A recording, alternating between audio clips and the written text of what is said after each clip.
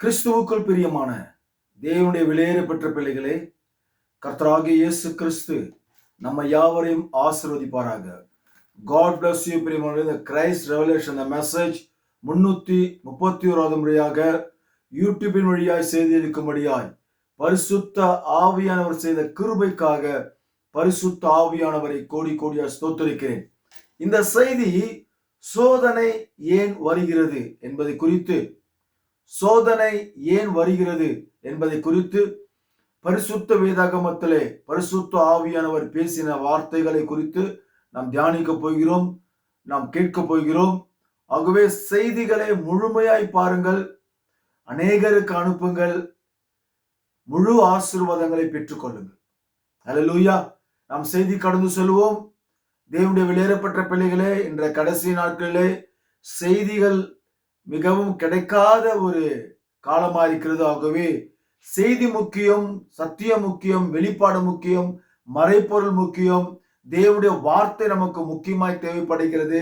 ஆகவே தேவனுடைய வார்த்தை நமக்குள் தரித்து கொள்வோம் என்று சொன்னால்தான், வெளிப்பாடுகள் மறைப்பொருள்கள் அறிந்து கொள்வோம் என்று சொன்னால்தான் நாம் கடைசி நாட்களில் உயிர் தெழ முடியும். அல்லேலூயா. சரி, சோதனை ஏன் வருகிறது என்பதை குறித்து நாம் பார்க்க போகிறோம்.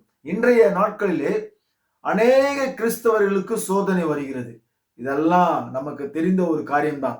ஆனால் சோதனை 2 விதமான சோதனை இருக்கிறது. நன்றாக புரிந்து கொள்ளுங்கள். பரிசுத்த வேதாகமத்திலே நீங்கள் பார்ப்பீர்கள் என்று சொன்னால் 2 விதமான சோதனை, 2 விதமான சோதனை, 2 விதமான சோதனை, ரெண்டுமே வித்தியாசமா இருக்கும். நீங்க வேதத்துல நீங்க பார்த்தீங்கன்னாக்கா நீங்கள் அதை பாருங்கள். இப்பொழுது யோபு எழுதின புத்தகத்திலே 23ஆம் அதிகாரத்திலே 10ஆம் வசனத்தை நீங்கள் பாருங்கள். யோபு 23:10. அவர் என்னை சோதித்த பின் நான் பொன்னாக விளங்குவேன் என்று யோபு சொல்றார். மிக அற்புதமான வார்த்தை. தேவனுடைய வெளியேறப்பட்ட பிள்ளைகளே, சோதனை உங்களுக்கு வரவில்லை என்று சொன்னால் சரி, சோதனை ஏன் வருகிறது? ஃபர்ஸ்ட் முதல்ல ஒரு மனுஷனுக்கு எல்லாருக்குமே சோதனை வராது. கிறிஸ்தவர்களுக்கு மட்டுமே அதிக சோதனை வருகிறது. ஏன் ஒரு மனுஷனுக்கு சோதனை வருகிறது என்று சொன்னால், அவனிடத்திலே விசுவாசம் என்னும் ஒரு மிகப்பெரிய ஒரு கருவி, விசுவாசம் என்னும் ஒரு மிகப்பெரிய ஒரு ஆயுதம் அவனுக்குள் தரித்திருக்கும் என்று சொன்னால், விசுவாசம் என்னும் அந்த வார்த்தை அவனுக்குள் இருக்கும் என்று சொன்னால், நிச்சயமாகவே அவனுக்கு சோதனை வரும். எனக்கு விசுவாசமே இல்லை பிரதர், கடவுள் மேல ஒரு விசுவாசமே இல்லை, கடவுள் மேல எனக்கு ஒரு எந்த ஒரு நம்பிக்கையும் இல்லை அப்படின்னு சொல்ற ஒரு மனுஷனுக்கு நிச்சயமா சோதனை வருவதற்கு வாய்ப்பே இல்லை. யார் ஒருவன் கர்த்தரை முழு மனதோடு விசுவாசிக்கிறானோ அவனுக்கு நிச்சயமாய் வரும். ஆனா அந்த சோதனை கடந்து போன பிற்பாடு அவன் பொன்னாக விளங்குவான் என்று வேத வாக்கியம் சொல்லுகிறது. உதாரணத்துக்கு நான் சுருக்கமா சொல்றேன். உதாரணத்துக்கு நீங்கள் ஆபிரகாம் எடுத்துக்கொள்ளுங்கள். ஆபிரகாம் தேவனை விசுவாசித்தான். அல்லேலூயா. தேவனை விசுவாசித்தான், தேவனுடைய வாக்கு தத்தத்தை விசுவாசித்தான், தேவனுடைய வார்த்தையை விசுவாசித்தான். ஆகவே அந்த வார்த்தை அவன் விசுவாசித்தபடினாலே, அவன் விசுவாசத்தின் நிமித்தமாக, தேவனுடைய வாக்கு தத்தத்தை விசுவாசித்த நிமித்தமாக 25வது ஆண்டிலே அவன் பிள்ளை இல்லாமல் இருந்த அவனுக்கு பிள்ளையின் பாக்கியத்தை கர்த்தர் கொடுத்தார். 75 வயசு வாக்கு தத்தம் பெறும் பொழுது 100 வயசுல பிள்ளையின் பாக்கியத்தை கர்த்தர் கொடுக்கிறார். 25 ஆண்டுகள் சோதனை அவனுக்கு இருந்தது கர்த்தருடைய வாக்கு தத்தத்திலே. பார்த்தீங்களா? அப்போ அந்த பிள்ளை பிறந்தவுடனே அவனுடைய பாசம் எல்லாமே அந்த பிள்ளைக்குள்ள போயிடுச்சு. கர்த்தர் அங்க ஒரு சோதனை கொடுக்கிறாரு. அவரே கொடுத்தாரு, அவரே எடுப்பாரா? ஆகவே இங்கே நீங்கள் பார்ப்பீர்கள் சொன்னால், கர்த்தர் ஆபிரகாமுடைய மகனை ஈசாக்கை பலி செலுத்தும்படியாய் அவர் ஒரு இடத்திற்கு அழைக்கிறார். அந்த சோதனையிலே ஆபிரகாம் வெற்றி பெறுகிறார். ஹல்லேலூயா. தேவன் சோதித்த அந்த சோதனையிலே ஆபிரகாம் வெற்றி பெற்றார். ஆகவே பொன்னாக விளங்கினார். ஆகவே நீதிமான் என்ற ஒரு பட்டத்தை தேவன் அவருக்கு கொடுத்தார். அல்லேலூயா. பாருங்க, அந்த சோதனையிலே ஆபிரகாம் ஜெயித்த நிமித்தமாக நீதிமான் என்ற ஒரு பட்டத்தை தேவன் ஆபிரகாமுக்கு கொடுத்தார். ஆக நம்முடைய தகப்பனாகிய ஆபிரகாமுக்கு அவருக்கு வந்த சோதனையை காட்டிலும் நமக்கெல்லாம் ரொம்ப அதிகமாக வரல. அல்லேலூயா. சரி, இது தேவனுடைய சோதனை. தேவன் ஒரு மனிதனை சோதிப்பார் என்று சொன்னால் அவனுடைய விசுவாசத்தை சோதிக்கிறார். இப்போ நீங்க பிசாசு எடுத்துக்கொள்ளுங்க. பிசாசும் உங்களை சோதிக்கிறான். அதுக்கு உதாரணமா யோபை நீங்க எடுத்துக்கொள்ளுங்க. யோபை சாத்தான் சோதிக்கும் பொழுது அங்க என்ன நடக்குது? தன் சரீரங்களை முழுமையாக அவன் மாற்றப்படுகிறான். யோபா இது அப்படின்ற பார்க்கிறது போல ஒரே புண்ணு, கண்ணு, இமைகள், தலைகள், முடி, இங்க அங்க ஃபுல்லா உருவமே மாறி போச்சு யோபுக்கு. பிள்ளைகள், அழகான பிள்ளைகள், பெண் பிள்ளைகள், ஆண் பிள்ளைகள் எல்லாம் மரித்து போய்விட்டார்கள். அவனுடைய சொத்தை முழுமையா அழிந்து போய்விட்டது. அவனுடைய யோபுடைய ஸ்டோரியை நீங்க படிச்சீங்கன்னாக்கா பிசாசு கொடுத்த சோதனை மிக பயங்கரமா இருக்கும். அல்லேலூயா. அந்த மாதிரி சோதனைலாம் இன்றைக்கு கர்த்தர் எந்த குடும்பத்துக்கும் அப்படி கொடுக்கல. வேத வாக்கியம் என்ன சொல்கிறது என்பதை குறித்து நாம் பார்க்க போகிறோம். பிசாசுடைய சோதனையை பாருங்க, தேவனுடைய சோதனை நீங்க பாருங்க. அல்லேலூயா. ரெண்டு சோதனைக்கும் ரெண்டு வித்தியாசங்கள் இருக்கிறது வேதத்திலே. ஆகவே பிசாசுடைய சோதனை மிக கடினமான ஒரு சோதனையா இருக்கிறது. ஆனால் தேவனுடைய சோதனை அப்படிலாம் இல்லை. அல்லேலூயா. உங்களுடைய வாழ்க்கையிலே தாங்கக்கூடிய அளவுக்கு தான் தேவன் நம்மளை சோதிக்கிறார். அதுவே நம்மளால பொறுக்க முடியல. அது எத்தனையோ பேர் பலவிதமாய் பேசுகிறார்கள். அது குறித்து நம்ம பார்க்கலாம். ஆக ரெண்டு பேர் சோதிக்கிறாங்க. தேவன் சோதிக்கிறாரு, பிசாசும் சோதிக்குது. தேவனுடைய சோதனை வேற விதமா இருக்குது, பிசாசுடைய சோதனை அதிக கடினமா இருக்கிறது. ஆனா இந்த சோதனையிலே நாம் ஜெயிப்போம் என்று சொன்னால் பொன்னாக விளங்குவா என்று வேத வாக்கியம் சொல்கிறது. நீதிமான் என்ற ஒரு பட்டத்தை கர்த்தர் நமக்கு கொடுத்திருக்கிறார். ஆனால் ஒரு கிறிஸ்தவன் என்று சொன்னால் அவனுக்குள் முழு விசுவாசம், உண்மையான பியூர் விசுவாசம் அவனுக்குள் உண்மையாகவே இருக்கும் என்று சொன்னால் நிச்சயமாகவே அவனுக்கு சோதனை வரும். ஏனக்கா விசுவாசம் இருக்கிறபடினாலே அவனுக்கு சோதனை வரும்.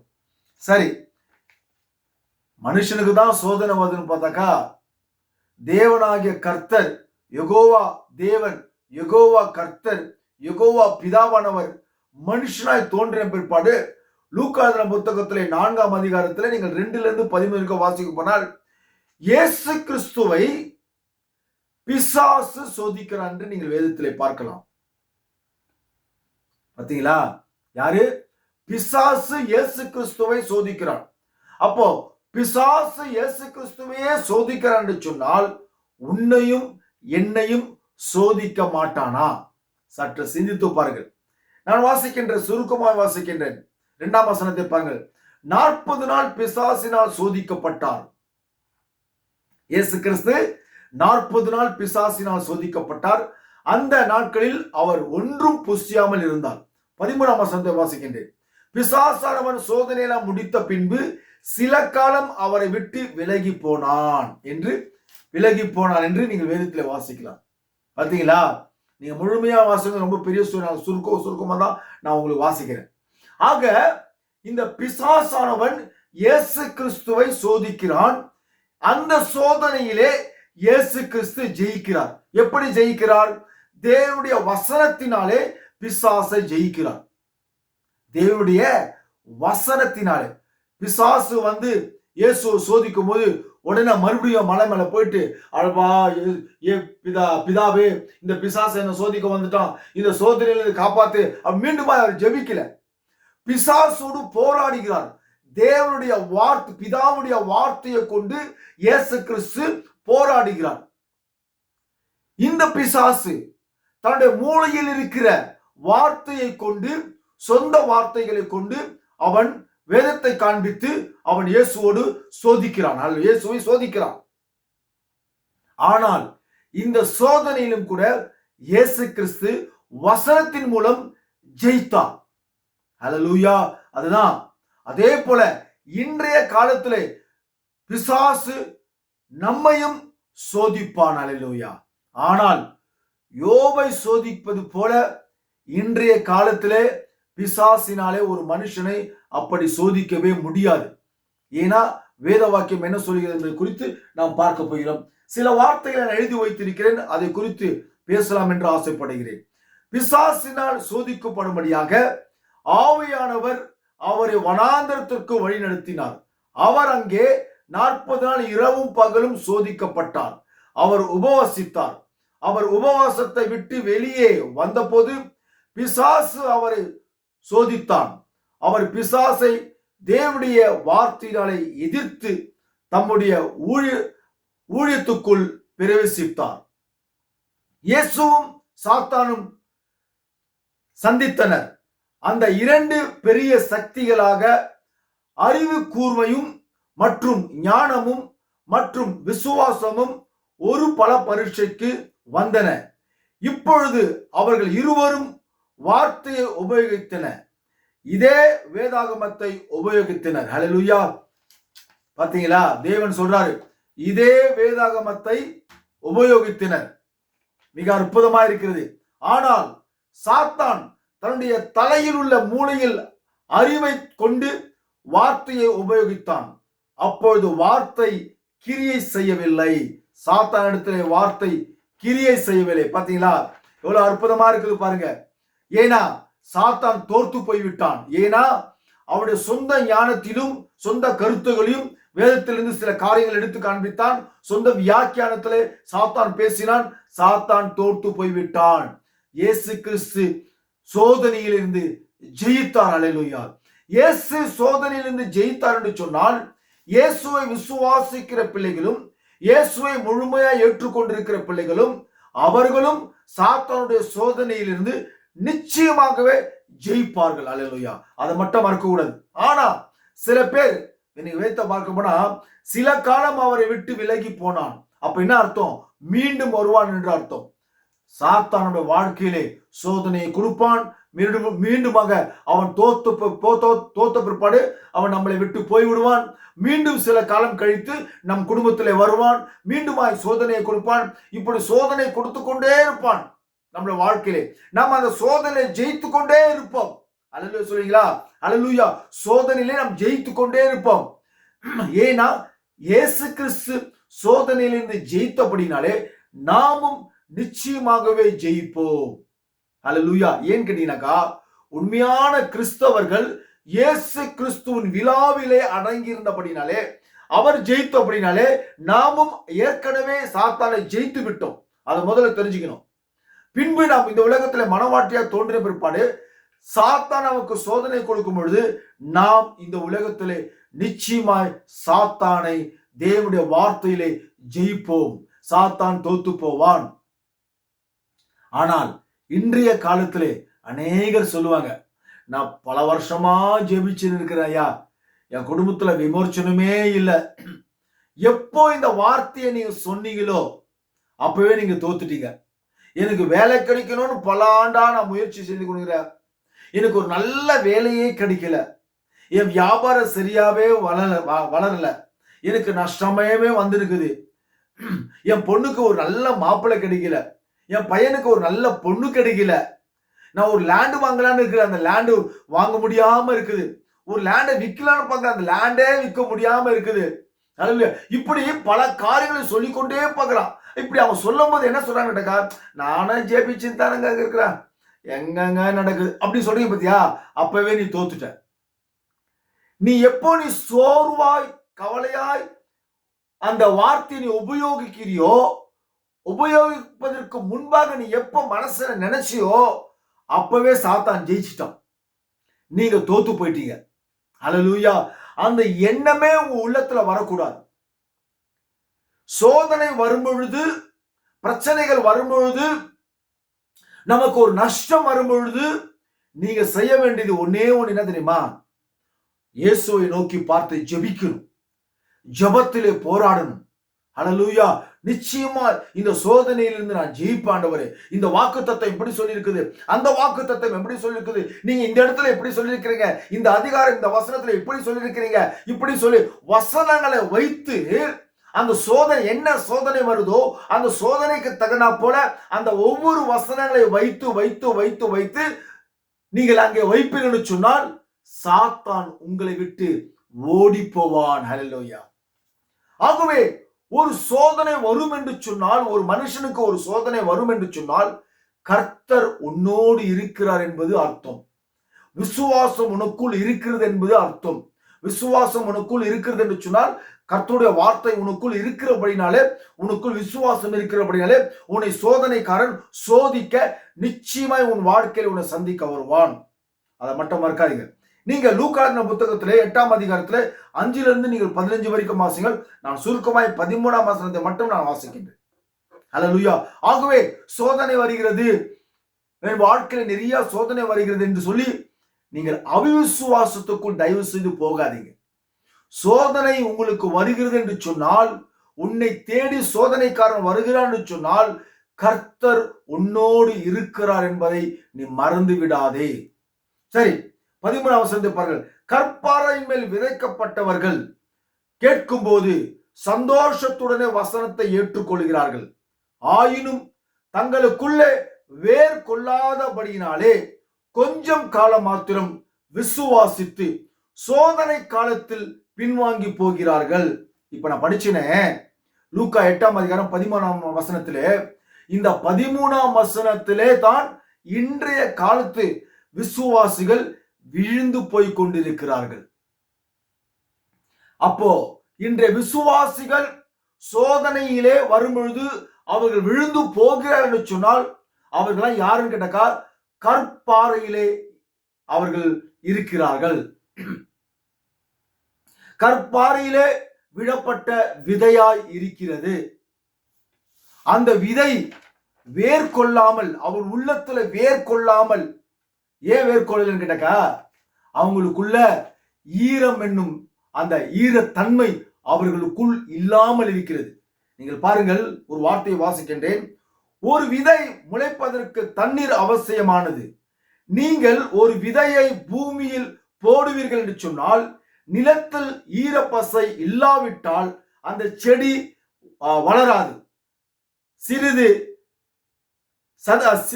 சதவீதமாவது ஈரப்பசை இருக்க வேண்டும். அது வளருவதற்கு ஈரப்பசை தேவையாக இருக்கிறது. அவருடைய வார்த்தை விதையாக இருக்கிறது. கற்பாறையிலே விழுந்த விதை முளைத்து ஈரம் இல்லாததால் அது உலர்ந்து போயிற்று. ஹல்லேலூயா. பாத்தீங்களா? கற்பாறை என்னும் அந்த சரீரத்திலே தேவனுடைய வார்த்தை விழுந்த உடனே அது மகிழ்ச்சி அடைகிறது, சந்தோஷம் அடைகிறது. அதுக்கு என்ன செய்யறதுன்னே தெரியல. அந்த விதை விழுந்த உடனே அந்த கற்பாறைக்கு, அந்த மனுஷனுக்கு, அந்த மனுஷிக்கு வேதம் அதுதான் சொல்கிறது, மிகுந்த சந்தோஷம் அடைகிறார்கள். ஆனால் காலங்கள் கடந்து போன பிற்பாடு, அந்த விசுவாசி சோதனைகள் வந்த பிற்பாடு, அந்த சோதனை காலத்திலே அவன் என்ன பண்றான்னு கேட்டாக்கா விழுந்து போய் விடுகிறான். ஏன் கேட்டாக்கா அவனுக்குள்ளாக வேர் கொள்ளவில்லை. அந்த வார்த்தையானது அவனுக்குள் வேர் கொள்ளவில்லை. ஏன் வேர் கொள்ளவில்லைன்னு சொன்னால் ஈரப்பசை அவனுக்குள் இல்ல, விசுவாசம் அவனுக்குள் முழுமையா இல்ல. அதான் சீஷர்கள் சொல்லுவாங்க, ஆண்டவரே எங்களுடைய விசுவாசம் பெருகும்படியாய் வேண்டிக் கொள்வாங்க இயேசுநாதர்ட்ட. பைபிளை நீங்க பாத்தீங்கன்னாக்கா சீடர்கள், இயேசுவின் சீடர்கள் இன்னும் எங்களுக்கு விசுவாசத்தை, அதிக விசுவாசத்தை பெருக பண்ணும் ஐயா என்று கேட்பாங்க பைபிளை பாத்தீங்கன்னாக்கா. ஆக விசுவாசம் உனக்குள் பரிபூர்ணமா இல்ல, அந்த ஈரப்பசை உனக்குள் பரிபூர்ணமா இல்ல, முழுமையா இல்ல. அது நீ ஒரு கற்பாறையா இருக்கிற. அந்த கற்பாறையிலே தேவனுடைய வார்த்தை விழுந்த உடனே அப்பொழுதுதான் நீ சந்தோஷம் அடைகிற, மகிழ்ச்சி அடைகிற. ஆனா உன் வாழ்க்கையிலே சோதனை வந்த பிற்பாடு, பிரச்சனைகள் வந்த பிற்பாடு, பலவிதமான தொல்லைகள் வந்த பிற்பாடு உடனே அந்த சோதனையிலே இயேசுவை நீங்கள் தூஷிக்கிறீர்கள். அல்லேலூயா. யோபுடைய மனைவி சொன்னா இல்லையா, தூஷித்து ஜீவன உடையான்னு சொல்லிட்டு. அப்படிதான் இன்னைக்கு உலகத்துல ஒவ்வொரு விசுவாசியா இருக்கிறாங்க. செழிப்பா இருக்கணும், எந்த கஷ்டமும் இருக்கக்கூடாது, நான் ஆசீர்வாதமா இருக்கணும், நான் நல்லா இருக்கணும், இப்படிதான் நினைக்கிறாங்க. ஆனா சோதனை வந்த உடனேயே ஆண்டவரை தூஷிக்கிற விசுவாசிகள் அநேகர் இருக்கிறார்கள். பிரியமானவர்களே, தயவு செஞ்சு நீங்க அப்படி சோதனை காலத்துல ஆண்டவரை தூஷிக்காம இருக்க பாருங்க. என்ன ஆண்டவரு என்னத்த செய்யறாரு, நானும் ஜெபம் பண்ணுகிறேன், நானும் கோயிலா பண்ணுகிறேன், எத்தனையோ பாஸ்டர் ஜெபம் பண்ணுகிறேன், ஒண்ணுமே என் வீட்டுல நடக்கல அப்படின்னா நீ நிறைய பேர் பேசுறாங்க. அல்லேலூயா. ஆகவே சோதனை காலத்திலே நீங்கள் உங்களுடைய தேவனுடைய வார்த்தைக்குள்ளாக நீங்கள் வேரூன்றி போகுவதில்லை. ஈரம் என்னும் அந்த விசுவாசம் உங்களுக்குள் பரிபூர்ணமாய் இருப்பதில்லை. ஆண்டவர் என்ன சொல்றாரு, கடைசி நாட்களிலே நான் விசுவாசத்தை காண்பேனோ, அங்கதான் வந்து நிக்குது கடைசியில. அப்போ கடைசியில விசுவாசம் ஒரு மனுஷனுக்குள் நிச்சயமா இருக்கணும். இதுதான் கடைசி காலம். அப்போ தேவனுடைய வார்த்தையை நீங்கள் முழுமையாய் விசுவாசிக்கவில்லை என்று சொன்னால், ஒரு பாட்டு தான் விசுவாசிக்கிறேன், பழைய ஏற்பாட்டெல்லாம் விசுவாசிக்க மாட்டேன், புதிய ஏற்பாட்டை தான் விசுவாசிப்பேன் அப்படி சில பேர், நிறைய பேர் சொல்றவன் எனக்கு உண்டு. இவெல்லாம் கிறிஸ்தவனே கிடையாது. ஒரு வசனத்தை விசுவாசிப்பேன், இந்த வசனத்தை விசுவாசிக்க மாட்டேன், இப்படி சொல்றவங்க நிறைய கிறிஸ்தவர்கள் உண்டு. அவங்கெல்லாம் கிறிஸ்தவர்களே இல்லை. எல்லா வார்த்தையும் உன் கரத்தில் இருக்கிற பரிசுத்த வேதாகமத்திலே, ஆதி ஆகமத்திலிருந்தும் வெளிப்படுத்துற புத்தகத்திலே வரைக்கும் நீ எல்லா தேவனுடைய வார்த்தைகளையும் நீ விசுவாசிக்க வேண்டும். ஆனால் நீ அப்படி விசுவாசிக்கவில்லை என்று சொன்னால் நீ உண்மையான விசுவாசியே கிடையாது. அல்லேலூயா. நீ ஒரு கற்பாறையா இருக்கிறாய். ஆகவே சோதனை காலத்திலே நீங்கள் விசுவாசத்திலே ஜெயம் கொள்ள வேண்டும். அந்த சோதனையை நீங்கள் ஜெயிக்க வேண்டும். அதான் முக்கியமானது. 1 கொரிந்தியர் 10:13 பாருங்க. மனுஷனுக்கு நேரிடுகிற சோதனையே அல்லாமல் வேறு சோதனை உங்களுக்கு நேரிடுவதில்லை. அப்ப ஈஸியா நம்ம தாங்கலாமே. மனுஷனுக்கு நேரிடுகிற சோதனையே அல்லாமல் வேறு சோதனை அவர் கொடுக்கிறது இல்லையா? முக்கியமா பாருங்க, தேவன் உண்மையுள்ளவராயிருக்கிறார். உங்கள் திராணிக்கு மேலாக நீங்கள் சோதிக்கப்படுகிறதுக்கு அவர் இடம் கொடாமல், அங்கதான் கவனிக்கணும். என்ன கேட்கிற, நீங்கள் சோதிக்கப்படுகிறதற்கு உங்கள் திராணிக்கு மேலாக பாத்தீங்களா, நம்முடைய சக்திக்கு மேலாக நம்ம எந்த அளவுக்கு நம்ம சோதனையில ஜெயிக்க வேண்டுமோ, எந்த அளவுக்கு அந்த சோதனையை நம்மளால தாங்க முடியுமோ, அந்த அளவுக்கு தான் கர்த்தர் சோதனைக்காரனுக்கு இடம் கொடுக்கிறார். அதுக்கு மேல யோபு போலதான் நமக்கு இடம் கொடுக்கறது இல்ல. யோபு கொடுத்த சோதனை நம்மளுக்கு வந்ததுனாக்கா அவ்வளவுதான், முடிஞ்சு போச்சு கதை. இன்னைக்கு மொத்த கிறிஸ்தவனை ஆண்டவரை தூஷித்து போய்கினே இருப்பான் நேரா. அதனால ஆண்டவர் சொல்லிட்டாரு, என்ன அற்புதமான ஒரு வார்த்தை சொல்லிக்கிற பாருங்க. அப்ப என்ன அர்த்தம், இன்னைக்கு வருகிற சோதனைகளை ஒவ்வொரு விசுவாசியும் அந்த சோதனையை தாங்கக்கூடிய அளவுக்கு தான் சோதனையை கொடுப்பதற்கு இடம் கொடுக்கிறார். யாருக்கு? சாத்தானுக்கு. அதையே உங்களால தாங்க முடியலனாக்கா அப்புறம் என்ன சொல்றது? உடனே அந்த சோதனைக்கு நீங்க உங்களால தாங்கக்கூடிய அளவுக்கு தான் சோதனையை கொடுப்பதற்கு சாத்தானுக்கு ரைட்ஸ் கொடுக்கிறார். எவ்வளவு அற்புதமா இருக்கு பாருங்க. உங்கள் திராணிக்கு மேலாக நீங்கள் சோதிக்கப்படுவதற்கு அவர் இடம் கொடாமல், சோதனையை தாங்கத்தக்க சோதனையோடு கூட அதற்கு தப்பித்துக் கொள்ளும்படியாக போக்கையும் உண்டாக்குவார். இதுல இருக்குது, சோதனையை தாங்கத்தக்க போக்கை உண்டாக்குறான்னு சொன்னார் இல்லையா? அந்த போக்கு எங்கனாக்கா இதுக்குள்ள இருக்குது. உங்களுக்கு சோதனை வரும்போது இதுல இருந்து எடுக்கணும். உங்களுக்கு எப்படி சோதனை வருதோ, அந்த எந்த சோதனை வருதோ அந்த சோதனைக்கு தகுந்தால் போல இதுல இருந்து சரக்கு எடுக்கணும், போக்கை எடுக்கணும். அதை எடுத்து சோதனைக்காரங்கிட்ட சொல்லணும்.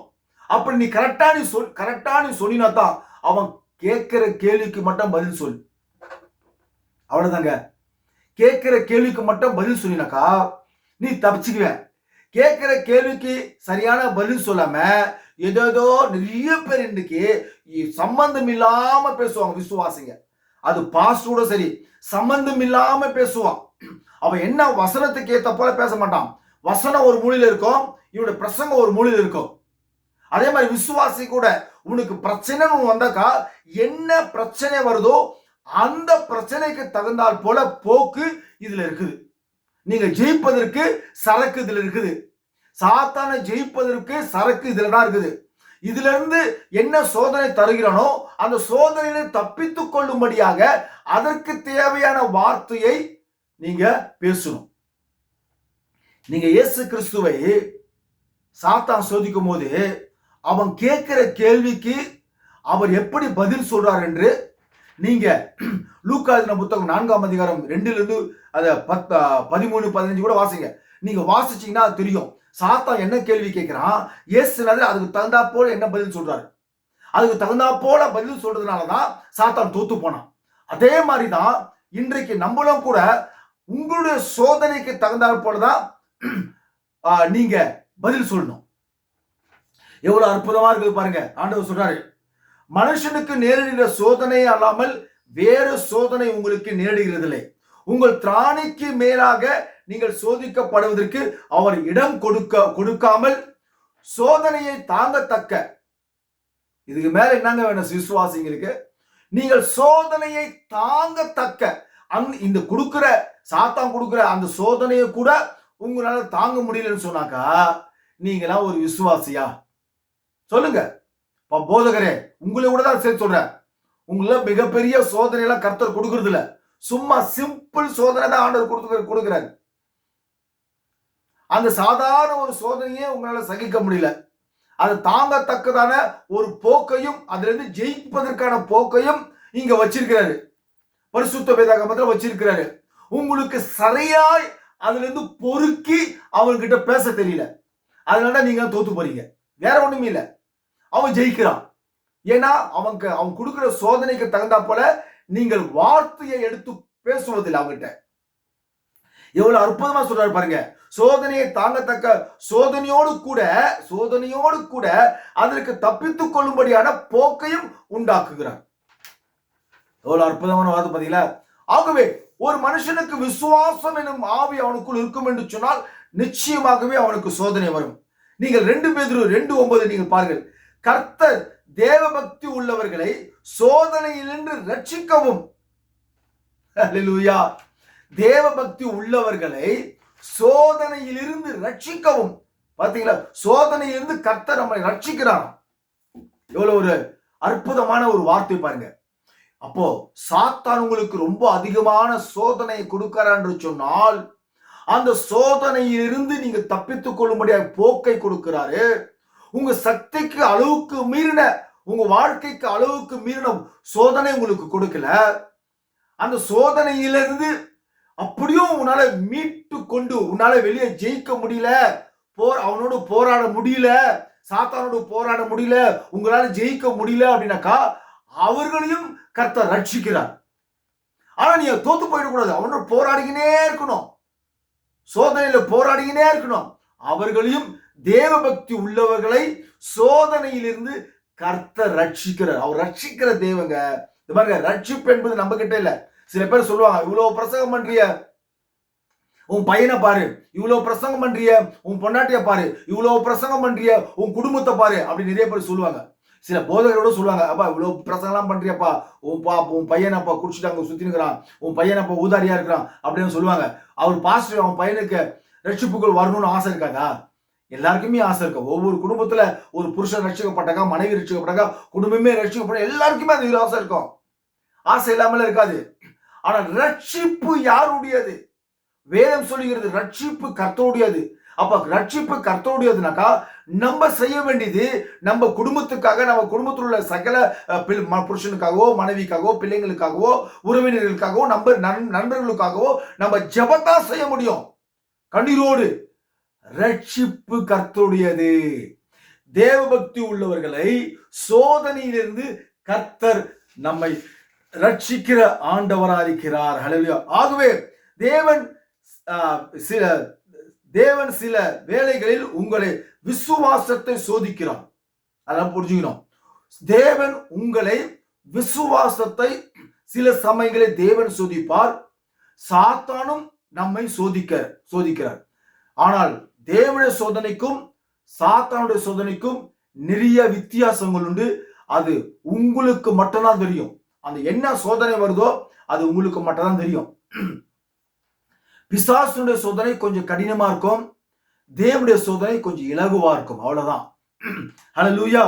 ஆகவே இன்றைக்கு சோதனை ஏன் வருகிறது என்று சொன்னால், உண்மையான ஒரு முழு விசுவாசம் ஒரு கிறிஸ்தவனுக்கு இருக்கும் என்று சொன்னால் சோதனை வருகிறது.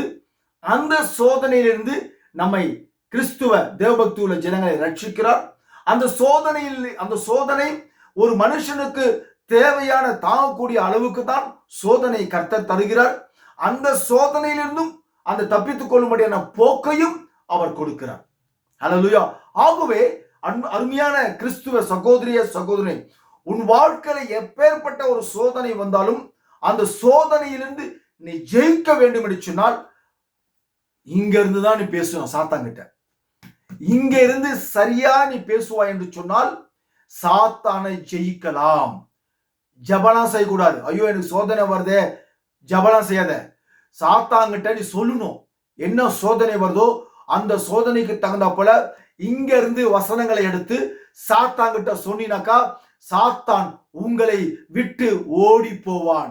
எப்படி இயேசுநாதர் சோதனையில் இருந்து இயேசுவை சோதித்த பின்பு சில காலம் அவரை விட்டு விலகி போனான் என்று வேத வாக்கியம் சொல்கிறதோ, அப்படியாக மீண்டும் உங்கள் குடும்பத்தை விட்டு உங்களை விட்டு நீங்கள் தேவனுடைய வசனத்தை கொண்டு அவனிடத்துல பேசுவது சொன்னால் உங்களை விட்டு அவன் ஓடி போவான். ஹல்லேலூயா. ஆகவே போக்கையும் வைத்திருக்கிறார். தேவபக்தி உள்ள ஜனங்களை ரட்சிக்கவும் அவர் கடமைப்பட்டிருக்கிறார். ஆகவே விசுவாசிகள், ஒரு விசுவாசி உள்ள பிள்ளைக்கு நிச்சயமாய் கர்த்தருடைய சோதனை வரும் என்று வேத வாக்கியம் சொல்கிறது. ஆகவே சோதனை வந்த பிற்பாடு நீங்கள் கர்த்தரை முறுமுறுக்காமல் இருக்க முயற்சி செய்யுங்க. நீங்கள் முறுமுறுத்தீங்கன்னா நீங்க தோற்றுருவீங்க, ஜெயிக்க முடியாது. அப்ப சாத்தான் உங்களை அதிகமா உங்களை சோதனையில உள்ள ஆழத்துல கொண்டு போய் விட்டுருவான். நம்ம முன்னுக்கு வருது ரொம்ப கஷ்டம். நீங்க தோத்துட்டீங்கன்னா ஆண்டவரை பார்ப்போம், மத்தியா உன் புள்ள பார்த்து தோத்து போச்சு, முடிஞ்சு போச்சு, நான் ஜெயிச்சிட்டேன் அப்படின்னுவான். ஆனால் உண்மையான பியூர் மனவாட்டி தோக்குவதற்கு வாய்ப்பே இல்லை. ஏனால் கிறிஸ்து இயேசு சோதனையிலே ஜெயித்தார் என்று சொன்னால் மனவாட்டியும் இந்த உலகத்திலே நிச்சயமாய் சோதனையிலிருந்து ஜெயிப்பான்.